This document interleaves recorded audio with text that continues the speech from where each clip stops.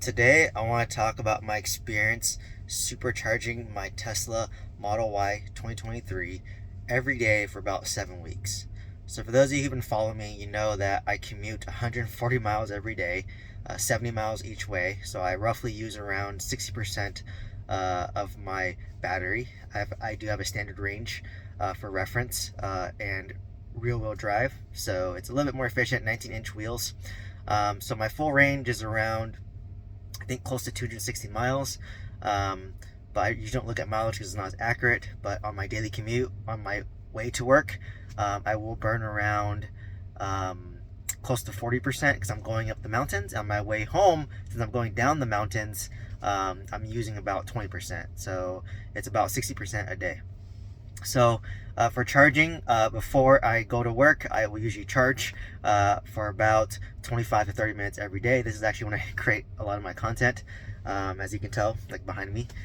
So what I do is when I get into my Tesla every morning, it routes to my work, and then usually I'll use the voice command and route me to the Tesla charger near my work. So when you route to your supercharger, it preconditions your battery for supposedly faster supercharging. It kind of keeps your battery warm, and it'll try to optimize your battery so that it'll charge faster. So I've been kind of experimenting, basically routing to the supercharger. You always want to route your Tesla to the supercharger, and they give you all the options, right? And for me, I always try to go to the 250 kilowatt, but if you have no other option, you can do a 150. From my experience, the 250, I think the 250 kilowatt doesn't share a power source. So each charger, like each charger behind me, they have their own power source. But for a 150, I think if the two are right next to each other, they share the same power source, which is why they always recommend that you always park one car apart. But from my experience, even at the 250, everyone kind of parks one car apart if there's space. If there's no space, then usually they will park next to each other, right? But for me, I'm usually parked by myself. And what's nice is when you route to the Tesla supercharger, it'll tell you, hey, there's 24 stalls and 17 are free.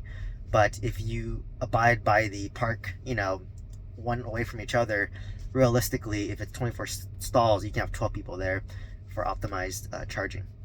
So for me personally, I've always used a 250 kilowatt, and I honestly haven't really noticed much of a difference. So when you're actually supercharging, I average always about 25 to 30 minutes, and I charge to around 85 to 90%. So I'm going from let's say 25 to 30% to 85 to 90.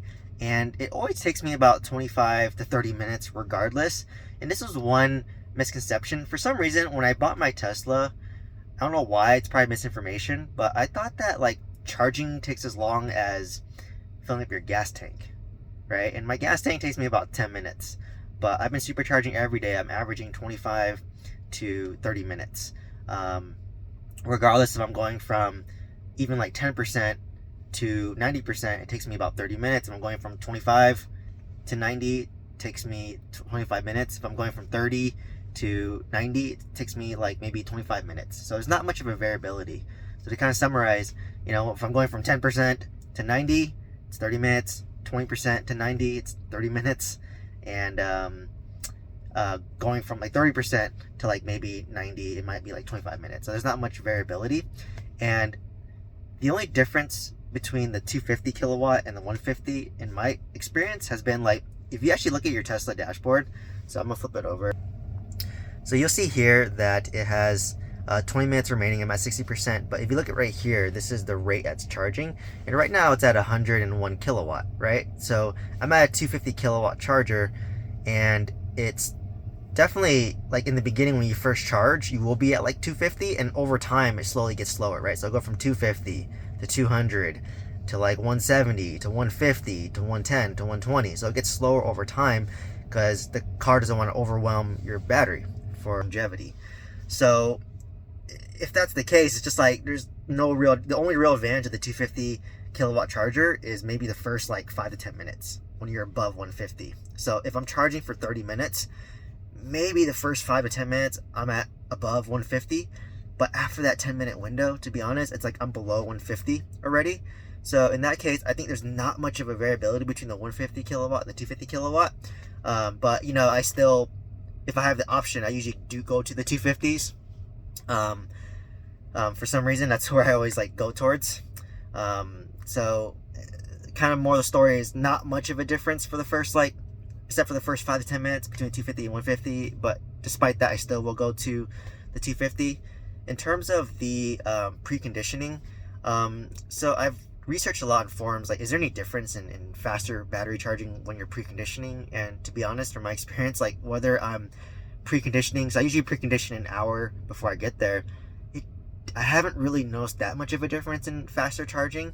In terms of maybe it'll help you save your battery life because it warms up your battery before you get there, so that it'll do faster supercharging. But I haven't really noticed much of a difference, like whether for the first, because I've been supercharging for 7 weeks, right? Because I don't have an at-home charger in the apartment I live in, and I get free supercharging right now. But for the first 3 weeks, I would never route to the charger and precondition, right? I would just drive there, charge, and I was charging about 25-30 minutes. Now, for the past 3 weeks, I do route directly to the supercharger. It still takes me about 25 to 30 minutes. So to me, I didn't feel a difference. But I think one thing that I've noticed is that if it's colder, like maybe right now it's 45 degrees, but let's say it's 30 degrees. I remember when I plugged in my supercharger and I saw a bunch of white smoke coming out of my Tesla, and I just thought, oh geez, usually for a non-EV car or non-electric car, when smoke starts coming out, that's not a good sign, right? Like my BMW, which I had before, when it starts smoking, my radiator busted. So I was just like, oh my god, why is there white smoke coming out? Is this toxic? What is it? And then I googled it, and they said that it's actually very normal when it's colder outside. It's just warming up the battery, so it'll release a odorless white smoke. And honestly, I only saw it once, and I only saw it when I didn't precondition my car. When I precondition my car, I don't see it as often. So maybe that's the one advantage of using the preconditioning. Other than that, like I said, I didn't really notice in terms of faster charging. Maybe preconditioning the battery helps with battery longevity. I guess only time will tell for that, because I do charge a lot. And another thing I wondered is, does my battery life not last as long because I'm supercharging every day? Once again, on Google, if you look on the Tesla website, it says, well, if you whether you're supercharging at 250, 150, or at home over 50, it shouldn't affect battery life. That's what it says on the website, but I'm going to document my experience because I do supercharge a lot. I definitely am taking advantage of the free 6 months.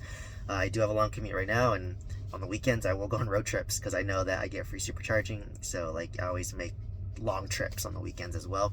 I pretty much charge every day. I've put almost 7,000 miles in 7 weeks, so I average 1,000 miles a week, and that's kind of been my experience. So for me, when I supercharge, I try to get my battery below 20%. That's what it recommends as well. But once again, whether you're at 20% or 30%, it's kind of the same amount of time charging. So I kind of understand why charge at 30% when it takes me 30 minutes to go from 30 to 60 to 90 versus 20 to 90. And it takes me 30 minutes. I'd rather just do that. But depending on your situation, you may not have as many chargers. California is very friendly in terms of superchargers. And kind of another thing that I've noticed and experienced while at the supercharger is that a lot of times these superchargers are placed in kind of mall areas, so they're trying to encourage you to walk around the mall. So that's what I've been doing. Usually I'll supercharge, I'll walk around the mall, get some exercise. I will check out some stuff. Usually there's restrooms, there's some amenities nearby. So it is kind of nice in that aspect. But overall, I think I am I used to fill up when I had my BMW, I would fill up my gas tank maybe twice a week, and I would take me about 10 minutes, just 20 minutes. But now with my 2023 Model Y, I supercharge every day for about, let's say, 30 minutes on average, 5 times a week at least. So I'm spending 2.5 hours in my car charging, and that's when I use this time to create content. I actually journal, listen to podcasts. I don't waste the time. But I don't know why, like I said, I had the misconception that for some reason charging would just be 10 minutes a day. And maybe if I was charging at home, And because most people, I think, they are charging at home, right? Like if I had my own house or my own charger in my apartment, I would just go back, plug it in, it'll charge for like 8 hours overnight. Don't have to worry about it, right? But because I have to use a supercharger daily, I am spending about 30 minutes a day supercharging my car. If you go on like long road trips, so I did go on like long road trips from Los Angeles up to Northern California.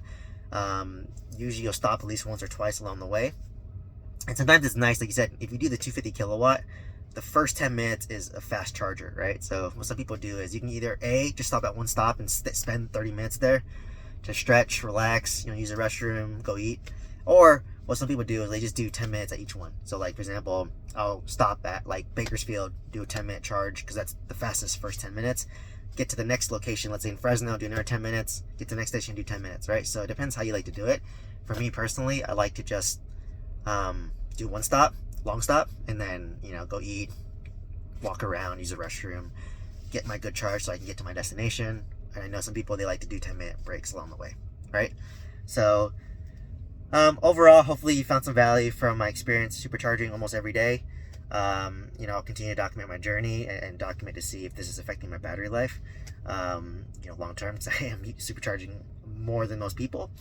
And let me know if you have any comments or questions down below, and happy to answer that. And please share this video with somebody who wants to learn about Tesla supercharging and would find value from my experience as a supercharger who owns a Tesla Model Y. Thank you so much. Hope you see you next one. Bye-bye.